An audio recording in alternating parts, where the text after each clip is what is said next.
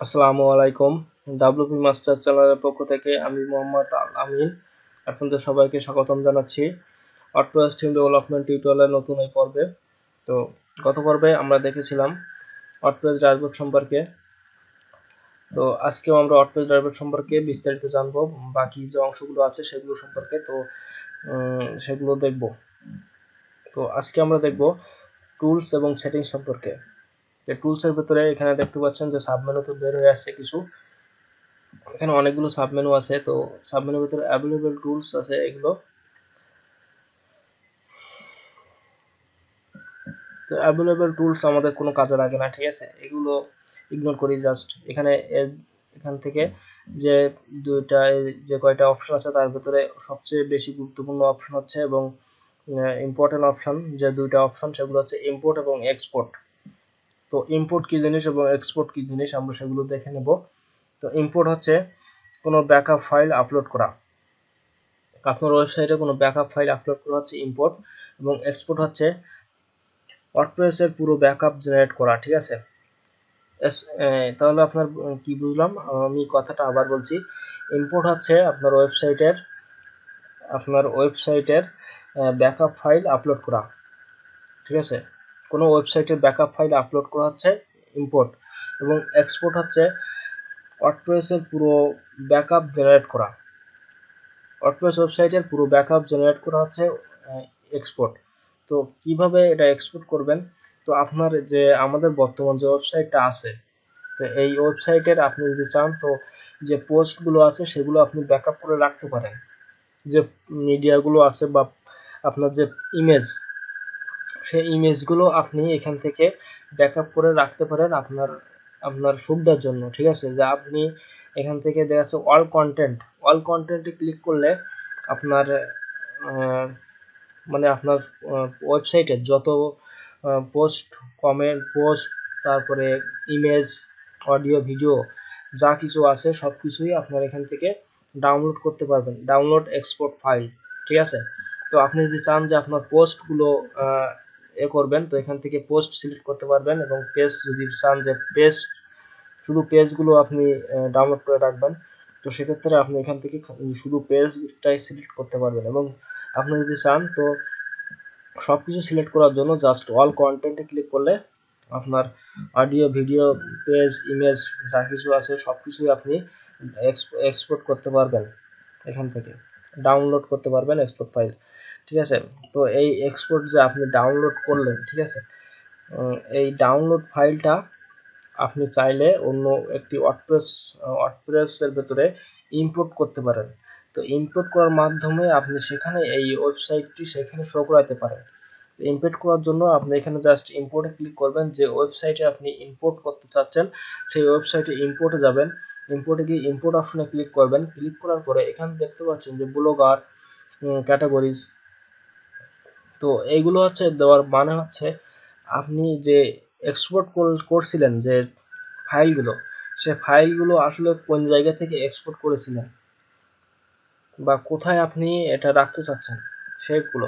তো আপনি এখান থেকে জাস্ট ওয়ার্ডপ্রেস আছে, ওয়ার্ডপ্রেসে এখানে ইনস্টল নাও ক্লিক করলে একটি আপনার একটি প্লাগইন ইনস্টল করতে পারবে। সেই প্লাগইন ইনস্টল করলে সেখানে আপনি ওয়ার্ডপ্রেস এই যে এক্সপোর্ট করছিলেন সে ফাইলটা সেখানে আপনি ইম্পোর্ট করতে পারবেন। তো এই হচ্ছে এখান থেকে এই এক্সপোর্ট এবং ইম্পোর্ট। তো পরবর্তী যে বিষয়গুলো আছে সেগুলো আমাদের দরকার হয় না, তেমন কাজে লাগে না, এই জন্য আমরা এখান থেকে ইগনোর করতেছি এই বিষয়গুলো।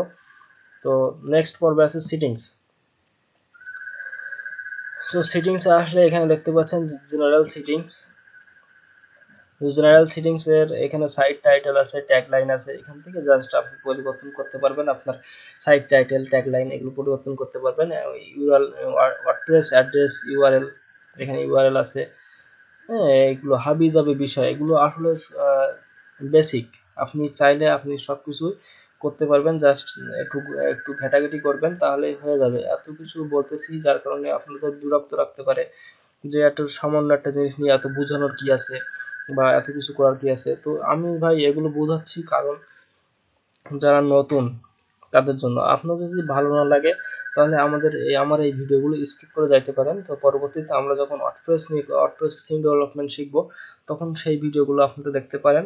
জাস্ট এগুলো বুঝাচ্ছি, ওয়ার্ডপ্রেস সম্পর্কে ধারণা দিচ্ছি, তো আপনাদের বিরক্ত লাগতেই পারে, ঠিক আছে? জাস্ট ইগনোর করবেন এগুলো। আর যাদের ভালো লাগে তারা ভিডিওটাতে একটু লাইক কমেন্ট করে দিবেন, এতটুকুই। তো জেনারেল সেটিংসে এগুলোই আছে, এগুলো এখান থেকে আপনি সব কিছু করতে পারবেন। এখানে জাস্ট সেভ চেঞ্জেস দিলে যেগুলো আপনি সেভ করবেন সেগুলো আপডেট হয়ে যাবে। তো নেক্সট আছে রাইটিং সেকশন। এটা হচ্ছে আপনার বেসিক, এখান থেকে কিছুই নেই দেখার মতো, জাস্ট উদয় দিয়ে রাখছে, বুঝছেন? তো এখানে রিডিং আছে, রিডিংটা একটু ইম্পর্টেন্ট। এখানে দেখতে পাচ্ছেন যে আপনি হোম পেজটাকে আপনি কীভাবে দেখতে চাচ্ছেন। তো আপনার হোম পেজে যে পোস্টগুলো দিচ্ছেন আপনি সেই লেটেস্ট পোস্টগুলো দেখাবেন, নাকি এখান থেকে আপনি চাইলে স্ট্যাটিক যে পেজ আছে সেই পেজগুলো এখান থেকে সিলেক্ট করতে পারেন। তো আমাদের এখানে দেখতে পাচ্ছেন যে আমাদের যে 4টা পেজ ছিল সেই 4টা পেজ এখানে শো করতেছে। তো আপনি চাইলে এখান থেকে 4টা পেজের ভিতরে আপনি কোনটা আপনার হোম পেজের জন্য সিলেক্ট করবেন সেটা আপনি এখান থেকে দিতে পারবেন, ঠিক আছে? তো এখানে পোস্ট পেজ এখানে একই সিস্টেমে একই। তো আপনাদের এখানে blog page show at most, মানে আপনি হোম পেজে আপনার কয়টা পোস্ট আপনি শো করাচ্ছেন সেগুলো এখান থেকে মেনটেন করতে পারবেন। আপনি যদি এখানে চান যে আপনি এখানে 5টা পোস্ট আপনার ওয়েবসাইটের জন্য শো করাবেন, তো এখানে 5টা পোস্ট শো করাবার জন্য এখানে জাস্ট 5 দিলে আপনার এখানে 5টা পোস্ট শো করাবে। তো এগুলো আমরা যখন থিম ডেভেলপমেন্ট করব সেখান থেকে আমরা এটা কন্ট্রোল করা শিখবো প্র্যাকটিক্যালি। তো এখন আপাতত আমি কিছুই দেখাচ্ছি না, জাস্ট আপনাদের বুঝাই যাচ্ছি। তো তার নেক্সট আছে ডিসকাশন পর্বে এগুলো কিছু না, এখানে জাস্ট কমেন্টের যে অপশনগুলো আছে, জাস্ট আপনার ওয়েবসাইটের যে কমেন্ট সেকশন আছে সেই কমেন্ট সম্পর্কে এখানে কিছু বিস্তারিত আলোচনা করা আছে, জাস্ট এগুলোই আপনারা এখান থেকে পড়ে নেবেন বিষয়গুলো। এখানে কিছুই নাই দেখার মতো বা বোঝাবার মতো কিছুই নাই, জাস্ট আপনি পড়ে নেবেন। এটা হচ্ছে কমেন্টের জন্য, ঠিক আছে? কমেন্ট সেকশনে কেমন কমেন্ট কিভাবে আসবে না আসবে সেগুলো বিষয় নিয়ে এখানে আলোচনা করা হয়েছে। তো পরবর্তীতে আছে মিডিয়া। তো এখানে মিডিয়া আপনার ওয়েবসাইটে যে পিকচার বাই ডিফল্ট ভাবে আপনার যে থাম্বনেইল সাইজ, আপনি যে থাম্বনেইল ইমেজ ব্যবহার করেন সেই ইমেজের হাইট ওয়েট এখানে বাই ডিফল্ট ভাবে কত থাকবে না থাকবে, ম্যাক্সিমাম লার্জ কত হবে না হবে সেগুলো বুঝাইছে। তো জাস্ট এগুলো কিছুই না। এখানে পরবর্তীতে আছে পারমালিঙ্কসের এখানে আপনার ওয়েবসাইটের ইউআরএল সম্পর্কে বোঝানো হয়েছে, জাস্ট এসইওর কাজে এগুলো ব্যবহার করা হয়।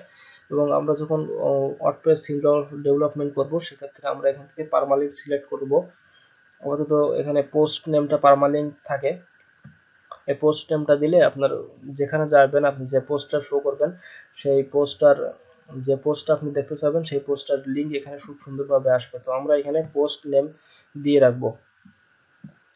তো এখানে জাস্ট পোস্ট নেম দিয়ে সেভ করে দিলাম। তার পরবর্তীতে আছে প্রাইভেসিতে কি আছে, এখানে কিছু প্রাইভেসি দিয়ে রাখছে। এগুলো আসলে ভাই এগুলো আপনি দেখে নেবেন, এগুলো আমার খুব বিরক্ত লাগতেছে এগুলো বলতে, ঠিক আছে? এগুলো খুব বেসিক, আপনি চাইলে সবকিছু আপনি নির্দিষ্ট পড়ে নিতে পারবেন। তো তার পরবর্তীতে আছে কলাপস। এখানে ক্লিক করলে আপনার মেনুটা বাম সাইডে চলে যাবে, জাস্ট এগুলো দেখতে পাবেন না, ড্যাশবোর্ডটা বাম সাইডে চলে যাবে একেবারে, এবং স্ক্রিনটা ফুল হয়ে যাবে, আপনি সহজে কাজ করতে পারবেন। এবং আপনি যদি আবার এখানে ক্লিক করেন তো আবার এগুলো ফিরে আসবে। তো আজকের মতো এই পর্যন্ত থাক। ওয়ার্ডপ্রেস ড্যাশবোর্ড সম্পর্কে আপনাদের বেসিক পুরো ইন ডিটেলসে বোঝানোর চেষ্টা করেছি আজকে। এই যে ওয়ার্ডপ্রেসের যে ড্যাশবোর্ড আছে এই ড্যাশবোর্ড সম্পর্কে আপনাদের বেসিক সব কিছু ভালোভাবে বোঝানোর চেষ্টা করেছি এবং ইন ডিটেলসে বোঝানোর চেষ্টা করেছি, ঠিক আছে? তো আমরা নেক্সট পর্ব থেকে একটা থিম ডেভেলপমেন্ট শুরু করব, একটা থিম নিয়ে কাজ করব নেক্সট পর্বে। তো নেক্সট পর্ব দেখার জন্য সবাইকে আমন্ত্রণ জানাচ্ছি। তো সবাই ভালো থাকবেন, সুস্থ থাকবেন। আল্লাহ হাফেজ।